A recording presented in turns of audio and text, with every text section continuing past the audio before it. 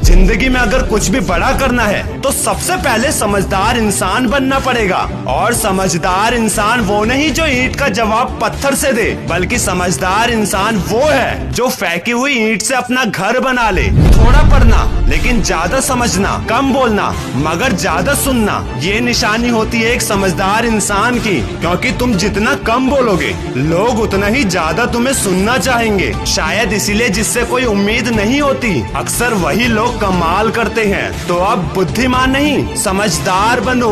बुद्धिमान भले ही 50 बच्चों की क्लास में फर्स्ट जरूर आता है, लेकिन समझदार करोड़ों की आबादी वाली दुनिया में कुछ बनकर दिखाता है। कैसे? जिद पालकर। कैसी जिद?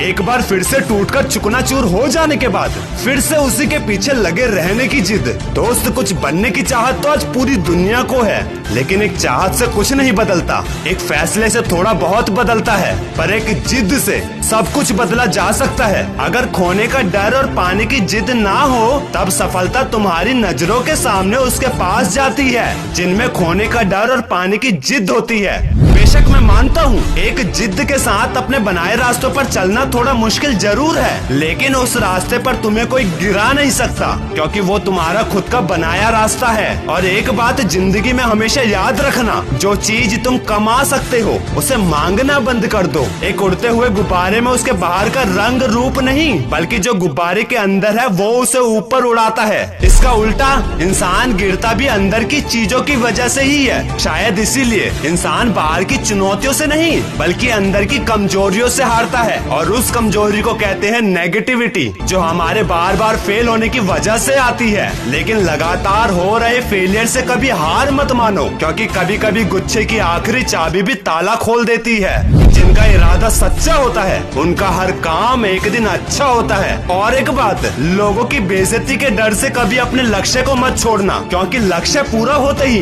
बेइज्जती करने वाले भी चमचे बन जाते हैं। अरे मैं कह रहा हूँ तुम्हारे बुरे वक्त में तुम्हारी जिंदगी के सारे महंगे सबक सस्ते लोगों से ही सीखने को मिलेंगे, क्योंकि आज हर इंसान अपनी छोटी छोटी बातों पर औकात दिखा रहा है। ये तो कड़वा सच है। हम उस दौर में जी रहे हैं जहाँ मासूमियत को बेवकूफी कहा जाता है। कम से कम मेरा अनुभव तो यही कहता है, मासूम अपनों के साथ रहो और दुनिया के आगे कठोर बनकर रहो, लेकिन कठोर और गुरूर में हमेशा फर्क रखना। अगर मेहनत ने लोगों को बनाया है तो गुरूर ने अच्छे को डुबाया है। क्या खूब कहा है किसी ने, बहुत गुरूर था छत को ऊंचा होने पर, जब एक मंजिल और बनी तब वही छत फर्श बन गई। न जाने कितने लोगों की जिंदगी में सफलता की बरसात आई, लेकिन जिसमें घमंड आया वक्त ने भी उन्हें उनकी औकात दिखाई। वीडियो के एंड में बस इतना ही कहूँगा, जब जिंदगी आसान ना हो तब खुद को मजबूत बनाना पड़ता है। सही समय कभी नहीं आता, समय को सही बनाना पड़ता है। और जब सारे सो रहे होंगे